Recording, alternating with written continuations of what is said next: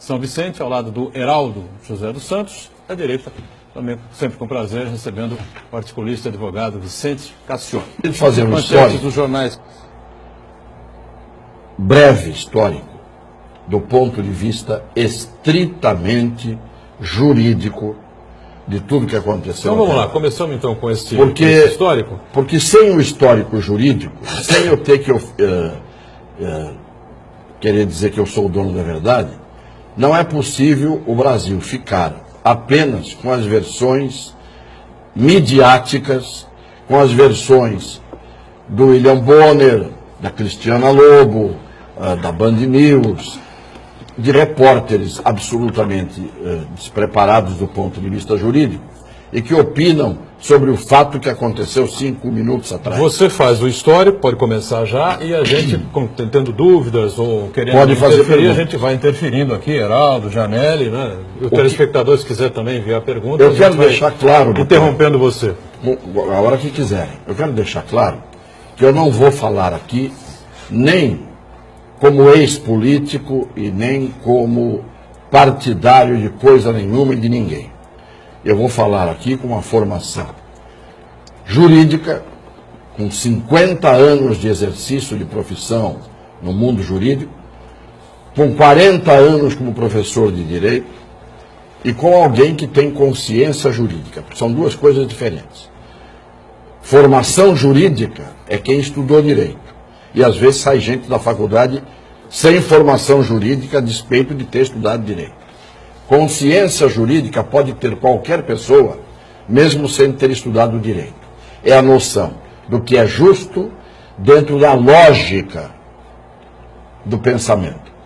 Então eu vou brevemente dizer o seguinte. Tudo começou, as coisas estavam caminhando, as investigações caminhavam. Tudo começou quando 3 promotores de São Paulo, absolutamente fora de hora, resolvem tomar providências, colocam os holofotes em cima deles. O Moro estava investigando as coisas em Curitiba e pedem a prisão do Lula, os promotores de São Paulo. Isso. O que faz o Lula? O Lula vai ao Supremo Tribunal Federal, portanto, pelo caminho jurídico, vai ao Supremo Tribunal Federal e diz, pedindo ao Supremo que se pronuncie, o seguinte: esse pessoal de São Paulo é suspeito, esse promotor já deu uma entrevista antes da hora, já me condenando, eles não têm competência para cuidar disso. Quem tem competência para me investigar e cuidar disso é o juiz Sérgio Moro. O pessoal perdeu a memória. Ele foi ao Supremo escolhendo o Moro. Ele não foi ao Supremo fugindo do Moro. Ele não queria que os promotores de São Paulo agissem porque não tinham competência para agir. Competência no sentido jurídico, não é capacidade. Não tinham competência. Você tem conflito de competência no direito. Quem é que julga? É o juiz federal ou o juiz estadual? Quem é que julga? É o juiz do trabalho ou é o juiz comum, do direito comum? Então você tem... qual é a competência? É do Supremo Tribunal Federal ou é da instância inferior?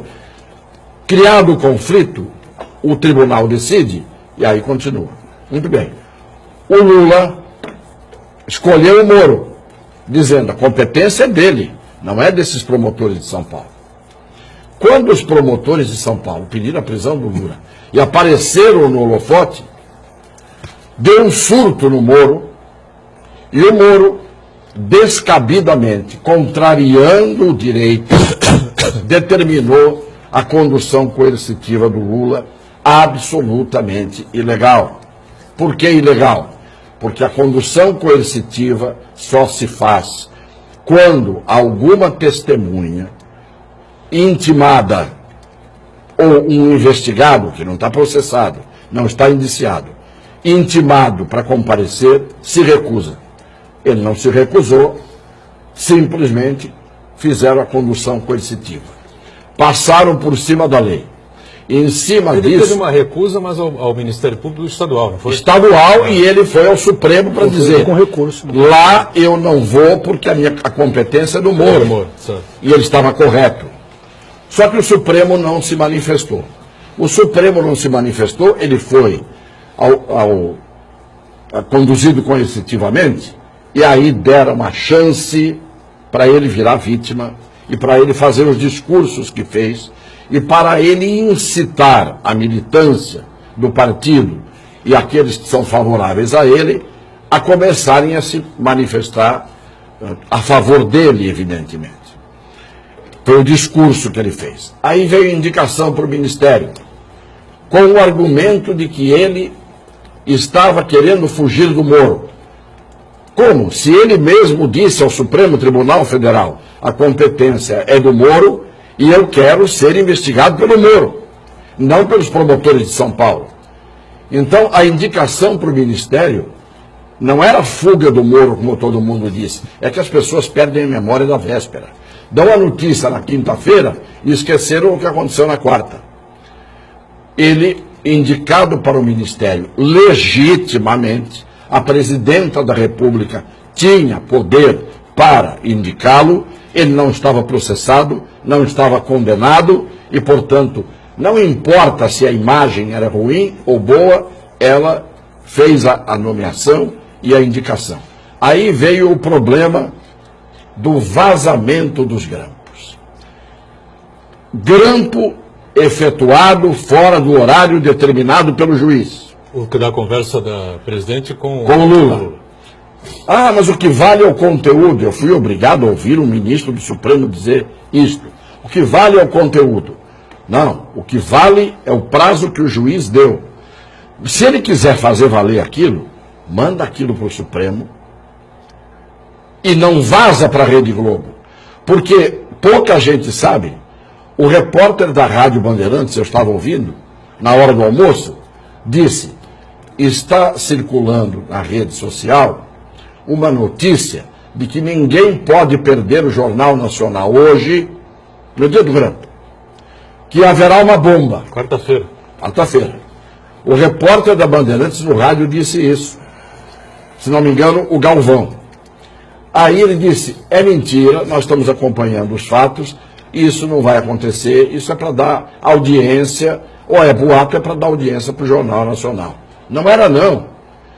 O Moro tinha vazado para a Rede Globo a notícia. Só que o que aconteceu? Vazaram a notícia e vazaram o que vazaram. Ele abriu para a Rede Globo apenas? Sim, porque quem recebeu foi a Rede Globo. Mas aí vazaram para os outros meios de comunicação a informação de que tinham vazado para a Globo. Então a Globo tinha a informação completa. Tanto que a primeira a dar a informação completa, documental, foi a Globo News. Mas já estava todo mundo dizendo que tinha havido vazamento e já estavam falando sobre o conteúdo. Então, outra ilegalidade, que foi o vazamento que não deveria ter acontecido. Aí, pior, deram uma interpretação... Vazamento que não deveria ter acontecido, você diz, de nenhuma das gravações ou especificamente dessa que estava fora do horário?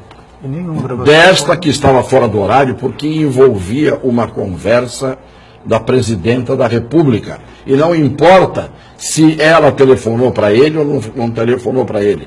Quando você tem uma conversa da presidente da República, está na lei. Quiserem mudar a lei, mudem, mas está no mundo inteiro. Ela estava conversando com ele. Muito bem. O que ela disse? Distorcer o conteúdo. Ela disse, eu estou te mandando aquele papel que é para a gente ter e usar em caso de necessidade. Ela não disse, eu estou te mandando aquele papel para você ter e para você usar se precisar. Tanto que você viu que o papel não estava nem assinado por ela. Mas eu acho que ninguém prova que aquele papel era o papel. Não importa, ela está dizendo, eu estou mandando aquele papel que é para a gente ter e usaria em caso de necessidade. Como ele estava com a mulher doente e passou no Sírio-Libanês e não estava certo de que ele ia após, o papel assinado seria levado e ela faria a posse. Muito bem. Aí vem o quê? vem uma cassação por um juiz, cassação da posse, por um juiz que tinha um Facebook totalmente contra o PT, que foi às manifestações, está com a cara dele fotografada na rua, portanto um juiz impedido por lei para decidir nesse caso. Tudo isso que eu estou falando é para dizer o seguinte. Não, inclusive com o nome, com o número 45 do Aécio, né? Claro. O carta preta. Então o juiz estava impedido. E o Moro está se valendo hoje, o Moro e uma corrente do Supremo Tribunal Federal, do que é chamado de positivismo. É uma corrente nova que diz o seguinte: a Constituição é relativa. Uma corrente nova, tem alguns defensores dessa corrente. Constituição é relativa e a lei é relativa. Garantia individual na Constituição não pode prevalecer. O que tem que prevalecer é o interesse coletivo. Portanto, toda a nossa Constituição, que é estruturada em cima de direitos e garantias individuais, está sendo interpretada por alguns juízes sob a luz do positivismo, não é o positivismo. O nome da doutrina é positivismo, que diz: rasgue-se a Constituição e cada um dos juízes a interpreta como quiser. Por que eu estou fazendo isso? Para defender o Lula? De jeito nenhum. Fui o primeiro aqui a dizer que ele tem que ser investigado até o fundo. Agora, aparecem com um contrato de venda e compra do sítio que encontraram dentro do sítio. Nem assinado por ele, nem assinado pelo vendedor. Se o sítio é dele, tem um contrato em branco que nenhum dos dois assinou, ou ele está comprando, então não é doação e não é favor, ou ele não está comprando porque ninguém assinou. Então as pessoas não param para raciocinar que para você pegar algum bandido, você tem que ter provas e tem que fazer as coisas dentro da lei. Isto vale para mim, para o Boturão, para o Janelli, para o Heraldo, para o Rubeni e para todos. Eu, com a minha formação jurídica, posso, dentro de mim, como ser humano, achar que todo mundo tem que ser condenado e ir para a cadeia. Mas na hora em que eu tenho uma formação jurídica, eu me estupro no meu conhecimento jurídico e sou obrigado a defender essas ilegalidades, então eu sou vil, eu sou um ser abjeto, eu sou um ser repugnante. Não é possível a gente abrir mão do nosso conhecimento. É como se um médico que tem uma formação médica dissesse, num determinado momento, por interesse secundário, que você não tem um câncer, que você tem uma gripe, só para te agradar, e você não se trata. Não é possível. A gente tem que, dentro do direito, fazer o direito. Fazer valer o direito. É isto que eu queria explicar. Volto a dizer, não tenho absolutamente nada a favor do Lula. Não é que eu não tenho nada contra, não tenho nada a favor dele. Agora, sou a favor do direito. Enquanto nós, no Brasil, caminharmos assim, nem no tempo da ditadura se ousou tanto.